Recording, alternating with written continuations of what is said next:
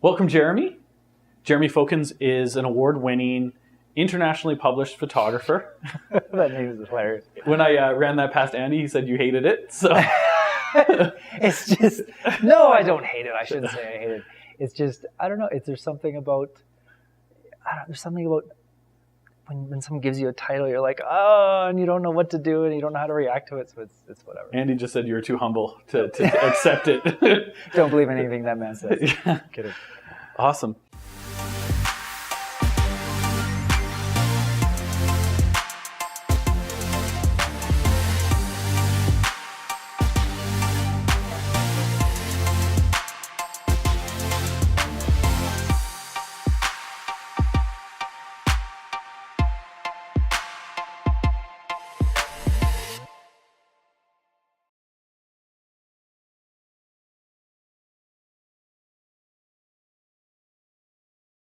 So what kind of photography do you specialize in, and what do you like doing the best?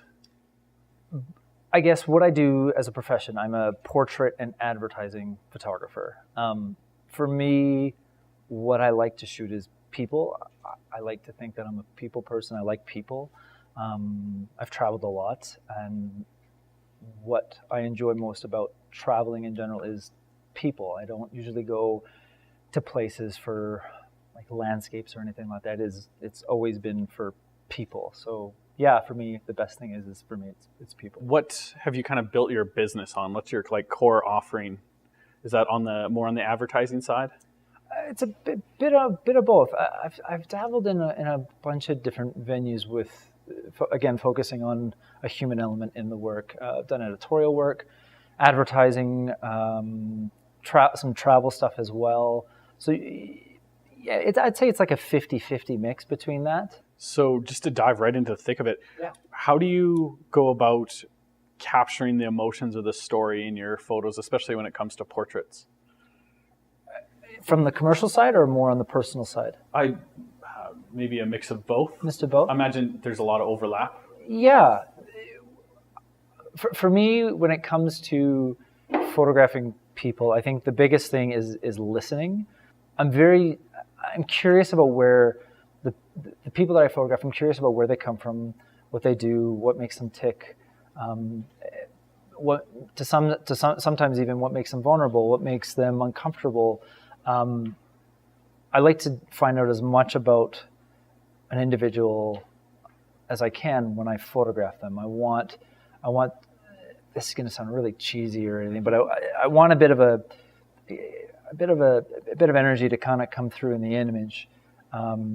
So it does capture a sense of who this person is, or a bit of the lifestyle they've led. When you take the photo, how do you know when you've caught that? Or do you just know, just from experience? That's a really good question. It happens, sometimes it happens very fast. Sometimes it doesn't. Sometimes people react differently when a camera's in front of them. And I think for me, my process is, again, starting with that conversation. So once we start with that conversation, I want them to feel at ease. I want them to make this, I want it to be an enjoyable experience. I don't want it to feel like the dentist where it's painful. And I want them, my goal is to essentially forget the camera and just, like I said, have this discussion about who they are, where they came from. And once we have this wonderful kind of, this back and forth, that's when we get into a groove, and that's when that energy that I was talking about comes through. What do you do to make people feel relaxed when they're nervous, when they, like, you know, the people that they can't smile and they're just like... Yeah. I talk to them. I listen to them. I sometimes ask them difficult questions. I sometimes joke with them. It's reading their body language. It's seeing how they react to the questions I'm asking, or if it's an art director for a job or something, they might ask us some questions and I might follow up or piggyback on something that they're asking. I really look for those little subtle differences in how they're reacting. The goal is to make them feel uncomfortable. It's, again, like I said, it's not to make this experience painful. Having your picture taken should be an enjoyable experience, and I think if you're on board with sharing your story, you know, as a photographer, some people might disagree. I feel sometimes it is our job to make them feel a bit at ease. Yeah. I think. What's your favorite joke to tell to get people to smile? I don't think I even have a go-to joke. I like to be a bit sarcastic with them and kind of push the boundaries a little to see what their sense of humor is. Okay. Sometimes it works, sometimes it doesn't. Yeah. And again, it's that conversation, it's that back and forth. It's because the person that's in front of the lens is also is trying to gauge what's going on, is trying to read you as much as you're trying to read them. Yeah. So I think as long as you're having fun doing it and it's enjoyable, then something's going to happen. And that's what's so wonderful about photographing people is seeing what happens and seeing what kind of expressions you can get from these individuals. So you were formerly a professional dancer and performer. Yes. How did you get into that? What kind of dance did you do? Good question. I essentially followed my sister to dance class, and the motivation, I'll be honest, I was surrounded by girls. So, what kid at 12 years old wouldn't want to go to a dance class? I really enjoyed it, actually. I shouldn't say it wasn't just the girls. I really enjoyed it. I dabbled in a bit of gymnastics prior to being a dancer, so I had that background. But there was something about it that was fun. It was expressive. I've never done well in school. Me and school have never agreed with me since I was in grade 2. I can remember I always really hated school, but I've always liked using my body, and dance was this wonderful expression that's all I wanted to do. Dance and snowboarding. That's all I wanted to do. And the type of dance I was doing, to answer your question, was tap, jazz, ballet, and then as I continued into my late teens, I started dabbling a bit of hip hop, a bit of breakdancing, and I kind of just went from there. Very cool. And how did you become a professional performer? I started auditioning. I auditioned for jobs. I got paid to do to dance. Did a variety of different shows. Did some TV and film. Traveled the world for 5 years on a cruise ship. It was. What was that like? Amazing. It was absolutely incredible. I got paid to travel. When you're 18 and you're, in the Caribbean, I remember swimming in the ocean and swimming with some friends, and we performed in the evenings. And I remember just lying there in the ocean and be like, oh, just made another $1. Oh, just made another $1 every minute as we were sitting there in the ocean. And I just couldn't believe that someone my age could be paid to travel the world and I guess do what they love. Like, growing up, it was always this idea of you need to go to school, you need to get a degree, and you need to plan for the future. And it never agreed with me. To me, it just seemed like the most ludicrous thing to follow this kind of, cookie cutter mold that people tell you this is what you need to do. And for me, I went with the opposite. And I had obviously I had great support from my parents, but they were a bit hesitant on, hey, you should go to school. I'd be like, no, this is what I love to do, and I'm gonna make a living at being a dancer. And I did, and it was fantastic. Yeah. How did you end up transitioning from that then to photography? It just randomly happened, actually. I was working overseas, and I remember I was in St. Martin in the Caribbean, and I just had the sudden urge to pick up a camera to start documenting in these places that we were docking at, and it was in my mind for a couple of years, and I had a little film camera that I would take pictures with, and nothing crazy, right? There was no manual control on it or anything. And then when I was 20, we were docked in Vancouver. We were doing the Alaska run. I went into a camera store in Pacific Place, and I think I pointed at some camera behind the glass, and I had no idea what I was doing. And I just said, "Can I see that camera?" And the guy looked at me a little bit weird, and he's like, "Okay." And he handed it to me, and I think I asked him, "Is it good?" He's probably like, "Who the heck is this kid?" And he's like, "Yeah, it's a good camera." And he showed me another one, and I'm like, "Oh, this feels okay. Yeah, I'll take this." And just started shooting film and documenting all these places that I was traveling in. And I found it really enjoyable. I really enjoyed this process of going out, shooting film, being really particular in what you're photographing, because you only either had 24 exposures or 36, depending what kind of roll of film you were shooting. And then I find myself getting into kind of areas I probably shouldn't have been, getting lost in places that I probably shouldn't have been lost in while I was working overseas. And I really enjoyed it. I really enjoyed these random encounters with people. And I think that's where the people thing started as well. I remember it was in Busan in South Korea, and I ended up on this shipping barge photographing this man that was drying out these squids that were covering this boat. There must have been about 100 or 200 of them. I have the photo too still.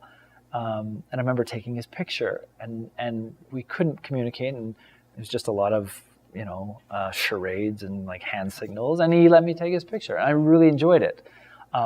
Did I know I was going to be a professional photographer then? No. I just really enjoyed the process. And as that happened, that's when this transition started taking shape. I started photographing the dancers in my cast. I started doing people's headshots.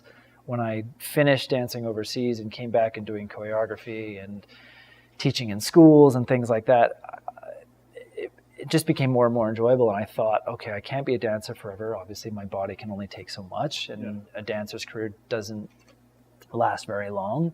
I knew I didn't want to be a choreographer, so I thought, I really love doing this. Let's have a go at this. Yeah, and that's where that transition started. Sorry, that was very long-winded. No, that's great. Sorry, yeah. So when you would approach someone in a different country and wherever, how do you typically go about asking them for permission to take their photo?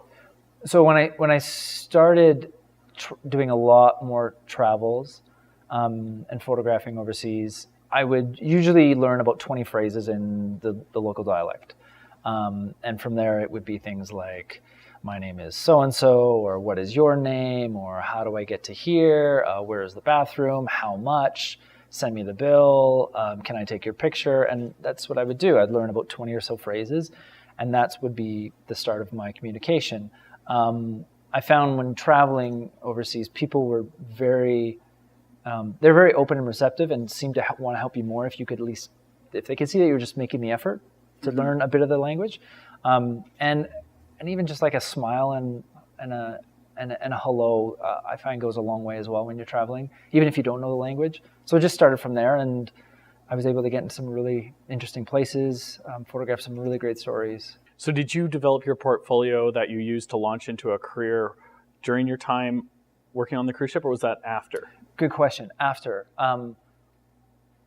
When I made that step to be a full-time photographer, so to solely commit my time to shooting full-time, running a business solely on photography and not supplementing it with a dance background and career as well, was in 2011. So I decided to take a year off completely. I committed to 1 year only, and I was going to go to Bangladesh and Nepal for a year and build a body of work I was proud of. The clients that I currently had that I was shooting for, I let them know, give them a heads up, just saying, hey, I'm doing this. Just so you know, I'll be back, but this is something I need to do. And I did. I went and lived in Bangladesh, lived in Nepal, and just created a massive portfolio that I was proud of. And I didn't have any restrictions or boundaries. It was just go and make it happen. You built that body of work, and then you went into doing it as a career. Was there anything at that point that you really did from like a commercial or a business standpoint to make yourself stand out? It's a good question. I don't know. I think what I do, I think a lot of people do, but I really don't know. It's a question I've never really asked other people in my industry. For me, I like to meet people. Mm-hmm. So a lot of my business I don't like to do via email. I like to be in front of the person who is looking to maybe hire me or even just get a sense of who I am. So for me, I'll take them to like Gravity is a perfect example. I'll take them and I'll treat them to a coffee at Gravity. For me, I like to have a conversation one-on-one. You can see reaction. The tone doesn't get lost that sometimes you get that in an email. And I genuinely love people, and I love building a network in my city. I love where I live, and I love meeting the people that live here. So, yeah. So when you're going after those clients, Do they typically find you through referrals, or do you find clients you'd like to work for and go and reach out to them? That's a good question. I do sometimes. I sometimes will reach out to people. Sometimes a lot of my work is referral based. I've noticed, which is great. It's good to hear people are, spreading the word for you, which is I guess a sign you're doing something right. Yeah, it's a mix of both. I'll reach out to people. I'll jump on social media as well, and maybe have a conversation on social media. Not just solely for getting business, but just to say hello. I like to meet people first before I even kind of make the whole business transaction. Sometimes I prefer it that way. Sometimes it doesn't happen, obviously, right?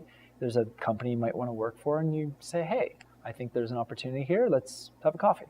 Yeah. Mm-hmm. Yeah. When you were starting out your professional career, trying to make a living as a photographer, was it a challenge? Oh yeah, I think anyone starting a small business it's a lot more work than people think. People think we just push buttons, as I'm sure they see from you as well, right? Yeah, oh, yeah. And it's like, oh God, I was just thinking about this the other day. What is the percentage of what we actually do? I think 5% of my time is actually shooting. 50% of the time is admin, and what are we at now? That's 55%. So I think 30 or 20% is luck, and the other time is spent editing and loathing and self-doubt. It's there's so much to running a small business, and there's so much behind the scenes that people don't get a chance to see. Yeah, there's always self-doubt, and it's continuous, right? There's always those days where you're on top of your game and you're super excited about what you're doing, and then there's days where it's, what am I doing? Am I good enough? Everyone goes through that, and it's just, it's figuring out what's important and overcoming those hurdles, and just giving her. In your first year, what were your biggest doubts? What was the most difficult things for you to overcome? I think I didn't really have any doubts. I think I was a bit naive, more. I just was like, oh, well, we're just going to do this and figure it out. And that's kind of what I've been doing. I've been definitely focusing more on the business side of things in the last year or two, really trying to finesse a bit of those things. But when I was starting out, it was more so just meeting people, shooting the stuff I wanted to shoot, building a portfolio that I was proud of, and creating value for my clients. Yeah. Did you have any specific hurdles that you remember having a challenge getting over? I think trying to figure out how to market yourself as a photographer when there's so many other really good photographers out there. I think it's separating yourself amongst the pack. I think that's probably the biggest one, is really distinguishing yourself, finding your voice, your style, and really showing people where and how you can shine for them and how you can create value for them. I think that was probably the biggest one. Yeah. And I imagine that's kind of been a perpetual process all the way through, right? Yeah, I think it's always a process. As creatives, we're constantly evolving, and we always go through those those phases of doubt, and you're like, what am I doing? But yeah, I think as long as for me, I trust my intuition, and if it feels good, I just listen to it and keep going. Over the last 4 years, I've kind of made my living mostly doing videography. And I know as a creative, it can be really difficult to go out there and get clients. A lot of the times the people doing the creative work aren't the types that are good at the business side and the selling side and stuff like that. Seems like in your case, you have a lot of overlap in those areas. You're kind of good at both sides. For me, typically I've found in the past with clients, coming up with a cool creative idea and going and pitching that to them has been the most effective for getting the clients I wanted to work with. What's been the most effective for you getting the kind of work that you want to do? Relationships. Yeah. Hands down, relationships. I like to work with people that are enjoyable to work with, that have interesting stories to tell, that need some value, that need photography. For me, yeah, it's I like working with people that want to have a working relationship. If you want to, I'll take jobs, and I have taken lots of jobs where someone will hire me, and I'll probably never see them again, and that's fine. Mm-hmm. What I prefer is having a long-term relationship with a client or a person or a company. Again, it's that kind of volley with tennis, right? You wanna have that play. You want to have that fun with each other, regardless if they hire you right away or 5 years from when you first met. So, what do you look for in a client that you know will be a good relationship? What kind of client do you like to work with? Like not from like an industry, but from like a personal standpoint. I think open to ideas. I like offering direction. I like being at the table when they're doing concept development. I like that. Mm-hmm. I like being a person at the table, even if I have nothing to say. I just like to hear that conversation. I like people that want to tell their stories, and a genuine story. There's a lot of noise out there right now, and it's interesting seeing the people that are going against that and telling a more genuine story about themselves, their company, maybe the people that work for the company. I like that. To me, I like stories, and I like authenticity. I like people that are genuine, and I like companies that are curious and are looking to explore something totally different and not what the norm is or not what the fads are. I like that. So for noise, what do you mean by that? Is that like people trying to make up a story, trying to just put on an image that they're not, or what is that? It's I swear to God, if I see another person with their back to Moraine Lake, I'm going to shoot myself. No, I'm kidding. Like that's what I mean. Like every photographer in town now doesn't like you anymore. Yeah, I know, right? No, but I think I think you want to know what I mean. There's a lot of stuff that's the same out there, and it's all starting to look the same. And for me, I really enjoy working with people that want to do something totally different, that want to take a chance, that want to step out a bit of that comfort zone and not that box or what everyone else is doing. I like that. Not all cyan and orange photos. Exactly. Yeah, maybe it kind of comes from my history, going against the norm. I hated school. I couldn't. Yeah, I wanted to do a career that statistically is probably one of the worst careers to make a living at. So it's one of those things where. Yeah, that's what I enjoy. Just being in the creative industry, I have a lot of friends who are photographers, a lot of people at very different levels in the game. Yeah. And I know quite a few of them, especially the higher up ones, are extremely adamant about everyone should charge like set sort of rates. Nobody should be undercutting the industry. Mm-hmm. What is your viewpoint on that? The whole what should I charge is I feel is the wrong question someone should be asking. I get other photographers asking me that as well. What should I charge? And I say, you're asking the wrong question.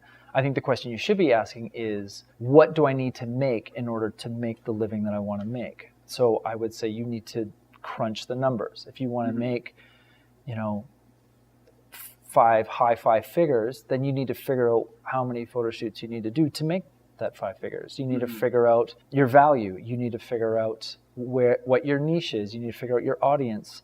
Think in terms of long term. Now, when it comes to industry standards, I ask the people that are in mid-level careers or even higher careers, do you want this industry to be around for a while? Having a really good relationship with your peers and your competition. I look at the craft beer industry. Some of those guys have some of the best relationships. They're collaborating.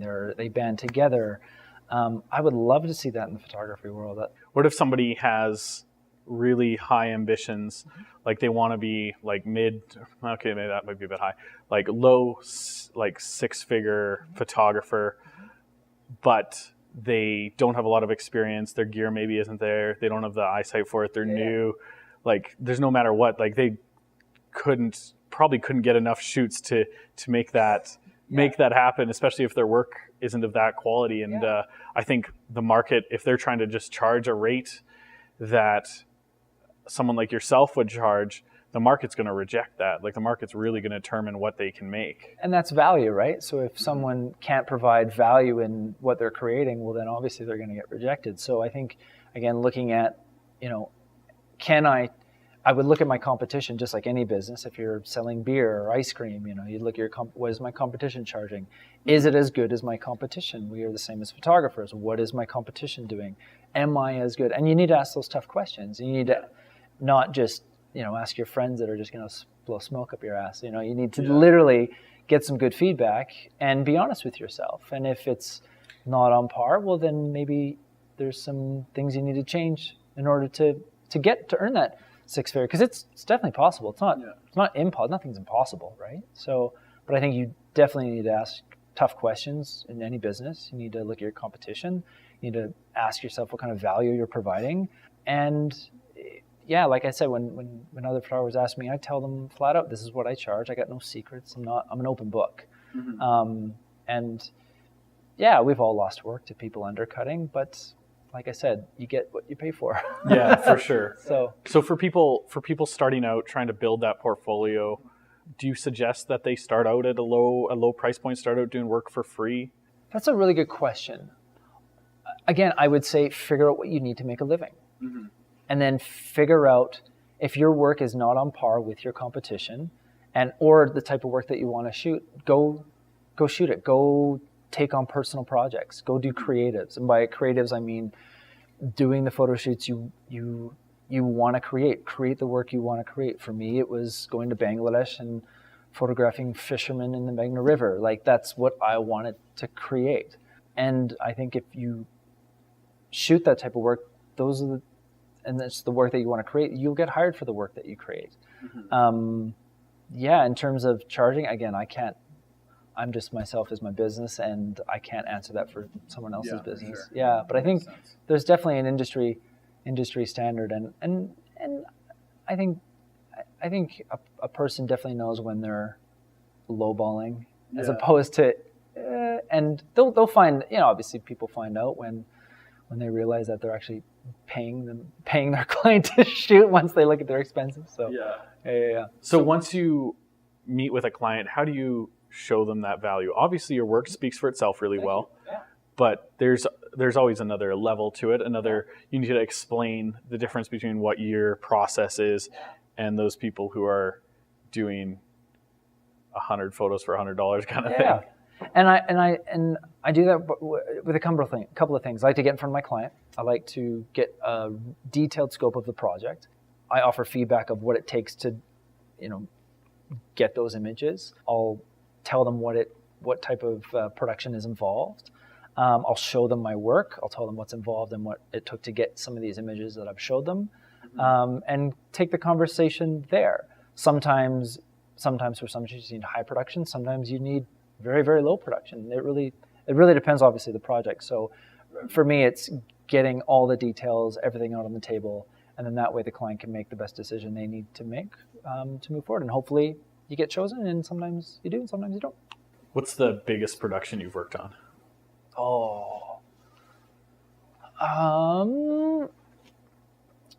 It wasn't with my company. When I was assisting another photographer, it was we were doing some stuff down in San Diego for FGL Sport Check.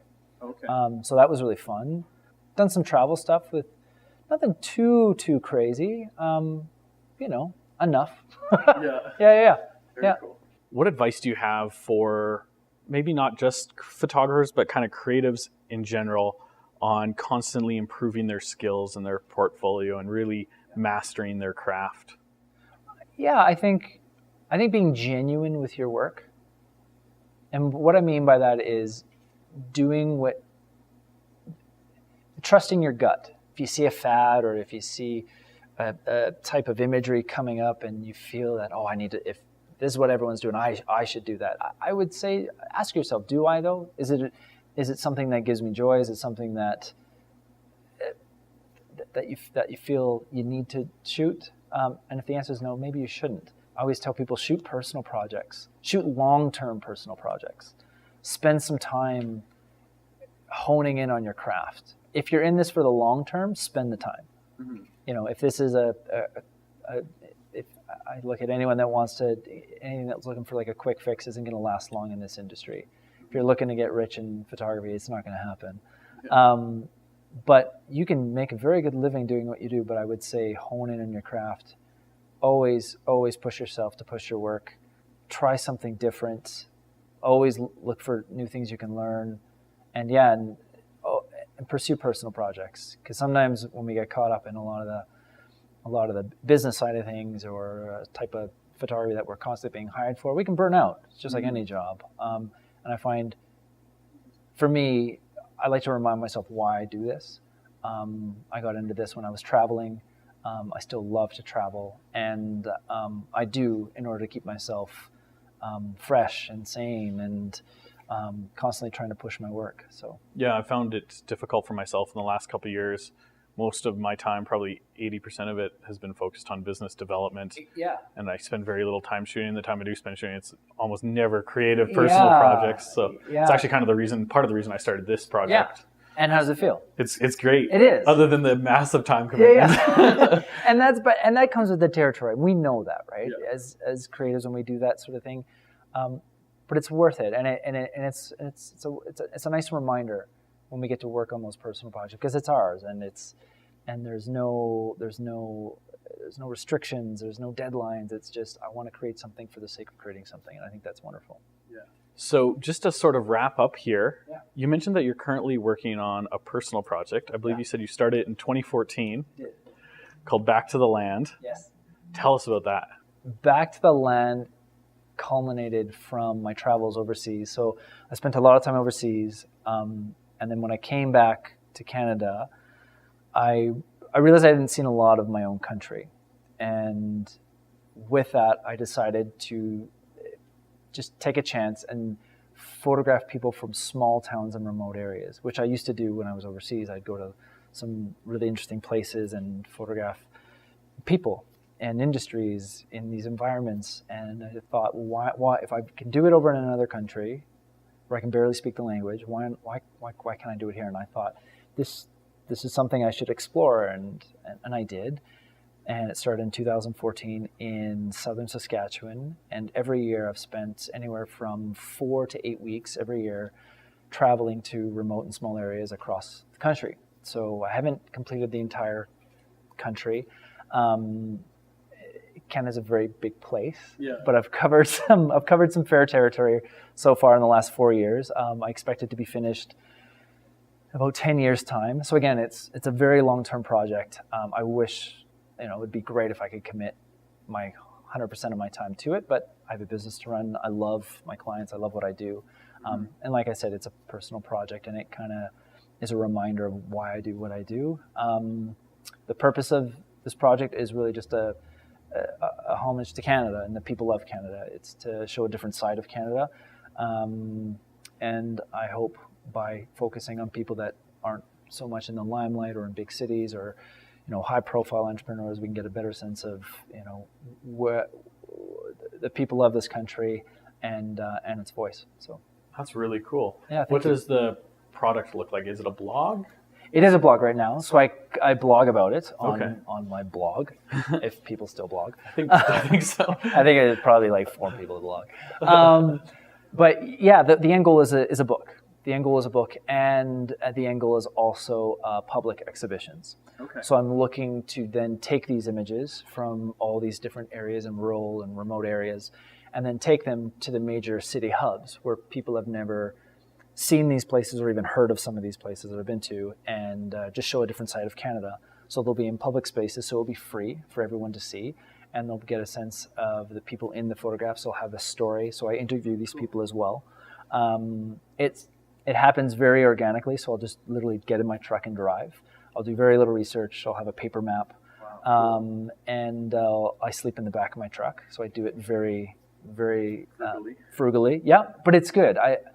For me, I like that sense of being outside. I like a bit of suffering. It reminds me of traveling overseas in some of the places and how I like to travel. And it's nice. I really enjoy it. It's hard, not gonna lie, but it's something I feel I need to do, and for me it's about the people in the images. I'm just taking the pictures. I want it to be about the people, and I want to share these stories with whoever wants to hear about them. Do you have social media channels dedicated specifically to that project? I don't. You should. Yeah, thank you. It's one thing I need to do. I like writing about it a lot. I'm really enjoying the writing process. I'm not a writer by any means, I don't think, but I'm really enjoying that process and sharing these in-depth stories about these people, along with the imagery and a bit of the process that goes behind creating these images as well. I like to do a bit of like time lapse behind the scenes, just so people can see what goes into taking these pictures as well. It's not just pretty pictures. It's evolving quite fast, actually. I was just in Northwest Territories in Northern Alberta this May, and the imagery is starting to shift a little from when I first started in 2014, which is really cool, which is what I expected. And I expect it to keep changing in the next 10 years. So it'd be really cool if you had like a dedicated Facebook and Instagram page to it. Yeah, like, that's a good idea. Humans in New York is like one of the most successful things on Facebook. Yeah. Humans of and I love Humans of New York. I love the questions they ask on Humans of New York. But that's a great suggestion. Actually, I probably should do that. Yeah, I feel like it get a lot of momentum because it's so non-commercialized. You're not trying to sell anything. No, I'm not. So. It's all stories. It's about the people. I don't want it to be. I don't want it to be about a photographer in these epic adventures and loud, thunderous music. No. I want this. I genuinely want to share these stories with people. There are some amazing stories out there. I've met some of the most incredible people. Yeah, endeavors like that are so rare. I feel like people really appreciate it when somebody's actually going out not to like try and make a profit, but just actually because they care about doing something. And I think that's where that genuine intention comes from. I think if you're going to create something, or if you're going to work in anything that you do, I think it needs to start with, why am I doing this? And if money ever comes up in that big equation, I think you're doing something. I don't think that's right. I think there's a lot more important things in this world than just monetary gain. Don't get me wrong, we all got to make a living, but I think there's something so wonderful about doing something because you genuinely just love it. And I always ask the question to other photographers, if you didn't make a living or you didn't make any money doing it, would you still do it? For me, that answer is an immediate yes. I would. I'd still be shooting. I'd still be shooting just as much. So how can people keep up with this project? Do you have a newsletter they can subscribe to? Or? Yes, I do. So if they want to go to the blog, that's great. It's just jeremyfokkens.com/blog. And on the side, there'll be just a subscribe button. You just enter your email and subscribe, and and that project, I only send a newsletter out for that project. I don't sell anything. You're not going to get bombarded with weekly emails. You'll get an email anywhere between 1 to maybe 2 or 3 a month, if that. Cool. It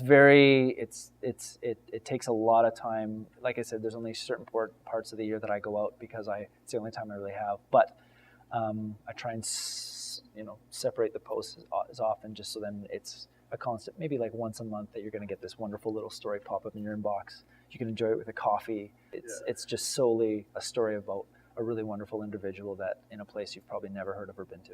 Very cool. I'm excited. I'm gonna definitely subscribe. Yeah, it's fun. Sounds It's a lot of fun doing it. So. Thank you so much for your time today. Anytime. I really Thank you for appreciate having me. it. I really appreciate it. Thank you. Cheers. Our first sponsor is Symbol Syndication, which is a video production company that I started. We do video production and online marketing for businesses of all sizes, ranging from solopreneurs to Fortune 500 companies. Our second sponsor is Gravity Cafe. They've been gracious enough to give us their space. The coffee's awesome. They have live music 3 nights a week. The beer's great. It's an awesome place to come hang out. Another sponsor of the Ambition Project is Business Link. Business Link is Alberta's entrepreneurial hub. They are a nonprofit organization that helps people navigate the steps towards starting their own businesses. Just because you're in business for yourself doesn't mean you're in business by yourself. Business Link's team of in-house startup experts are there to support you all along the way. Our next sponsor is the Better Business Bureau. Your BBB helps businesses build visibility, credibility, savings, leads, and community through BBB accreditation while funding free marketplace services with more than 1 million instances of service to consumers every year. Visit bbb.org/Calgary to learn more today.